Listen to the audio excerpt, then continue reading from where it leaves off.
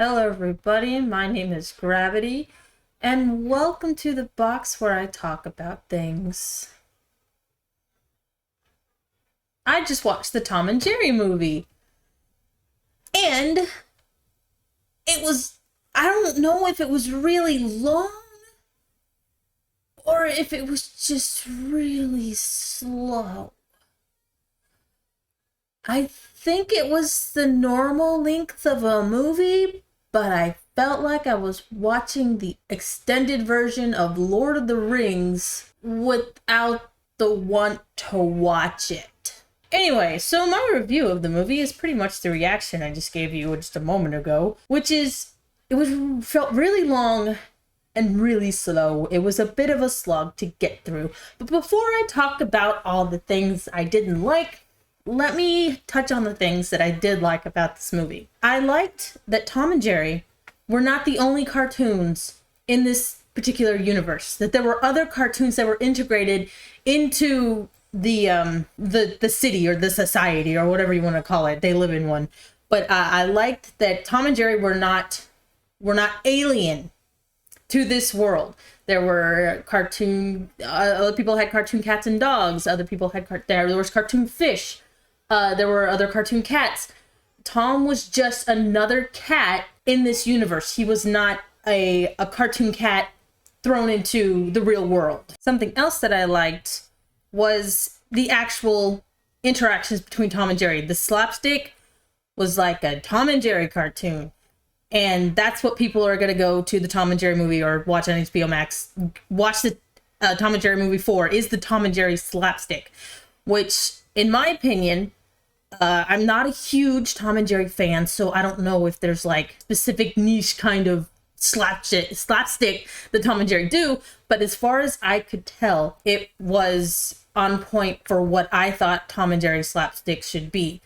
I know there's a newer like Tom and Jerry cartoon that I didn't like because you could tell it was flash animation and there was no fluidity that I thought there was either no fluidity or it was too fluid. I don't know which one it was, but the slapstick, the timing seemed off. So that's what I was kind of worried about with this movie. I thought with the new animation, the slapstick timing would feel off, but as far as I could tell, it didn't. I liked the slapstick, and I liked that Tom and Jerry were not alien to this world, but were a part of this world because there's a whole bunch of other cartoon little like elements to this world. It's like this universe is accented with cartoons, and it's completely normal for them. I liked some of the jokes, though I would have to watch it again to remember some of them. But I know I said I like them, but then I forget them. But I do remember laughing a few times. Not like, I think there was only one time I laughed out loud, but I can't even remember what joke I laughed out loud at. So I guess it couldn't have been that funny if I didn't remember it. But I did laugh a few times. And the only joke I can remember that comes to mind right now is at the beginning of the movie, Tom is conning people out of their money by playing the piano and pretending to be blind. So everyone's all like, wow, I've never seen a blind cat play piano before. But then when it comes, they realize, hey, that's not a blind cat playing piano. That's just a regular cat playing piano. I want my money back. So I thought that was kind of funny that, a blind cat playing piano is an amazing feat, but a regular cat playing piano, that's just completely normal. That's just, every Tuesday afternoon. I don't know. So I thought that was kind of funny. And again, I did laugh a few more times, but I can't recall the jokes. So those are the three positive things that I liked. I liked that I liked Tom and Jerry were actually part of the universe and weren't alien to it, like cartoons coming out of the TV into our universe. They were actually part of it because there were accents of cartoons all throughout the movie. I liked the Tom and Jerry slapstick, and I laughed a few times. Those are the three positives. I guess let's get on to the negatives. The human characters are boring. They're so boring. And the dialogue, I am not a writer, but I can tell when a conversation is not real. As you know, From the Nostalgia Critic, I've learned a few things about writing, and from him I learned one thing in particular, and that's that the phrase "as you know" is lazy story writing to deposit exposition. And I've kind of got an ear for it now to listen to movies for every time a character says "as you know," and I counted 4 times a character said "as you know," and 2 of those times was like within seconds of each other. And again, I could never write a movie, so whoever wrote this movie definitely has more skills than me. But moving on, the human characters are boring. I don't remember anybody's name. I didn't like the main character girl because her whole shtick was like, I don't want to live in a small town. I want to go to the big city and make something of myself. And so she does that by impersonating somebody to get a job. And because potatoes, well, I guess because it's a children's movie and a comedy, the manager of the hotel is an idiot and goes ahead and hires her. And then Tom and Jerry mess some stuff up. There's a wedding. I mean, it's in my head, but it was just so boring. It was so stupid. I was waiting for the actual plot. Like, what is this movie about? If it's just about Tom and Jerry running around and breaking stuff and trying to kill each other, fine. Make it about Tom and Jerry running around trying to kill each other, and that would be great. But there's these sections of people I don't care about getting in the way of me trying to enjoy Tom and Jerry running around trying to kill each other. And there's like this relationship with these 2 people who are supposed to be getting married, and it's all like, it's the guy's adorable.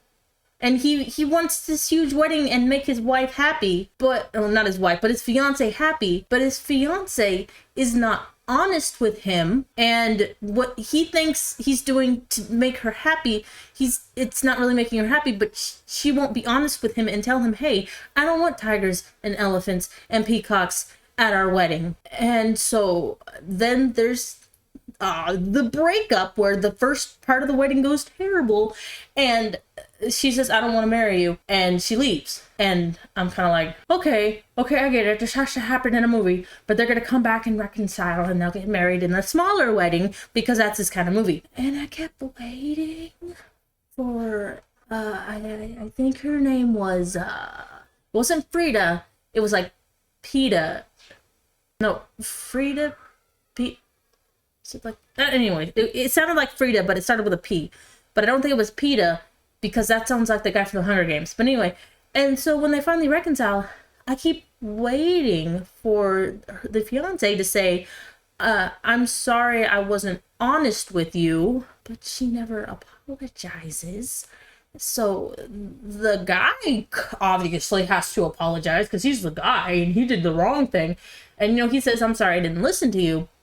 But the thing is, to listen to somebody has to say something. She didn't ever tell him within the parameters of the movie that she didn't want tigers and elephants and peacocks at the wedding. So if she didn't tell him that, then he there was nothing for him to listen to realize that that's not what she wanted. And I get it. Guys are supposed to pick up on all the female cues of, I don't really want this, but us females have to understand that we have to learn how to just say things sometimes too. So that kind of bugged me, that it's always like guys' fault, and that irks me.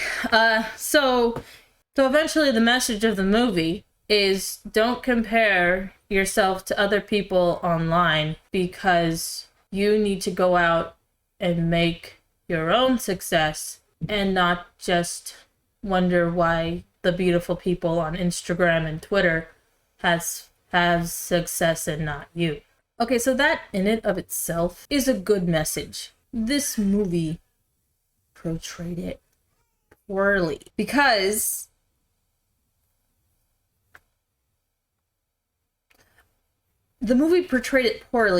because it seemed just tacked on at the end. There were a few instances where it did show like social media, like Tom and Jerry, when they were going through their day in New York, they did like post photos and everything.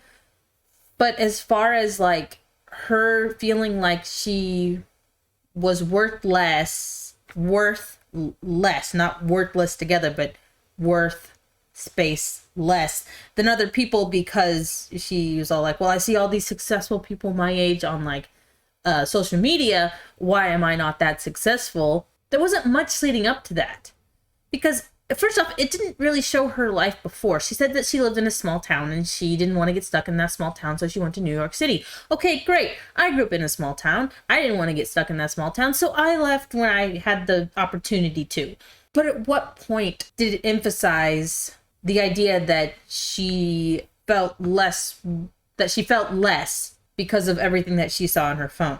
It didn't really establish that, and it just kind of was tacked on at the end. And I know it's kind of an assumed truth nowadays that a lot of young people do compare themselves to like the things that they see on their phone and social media. So I could see how could it be like an assumed truth.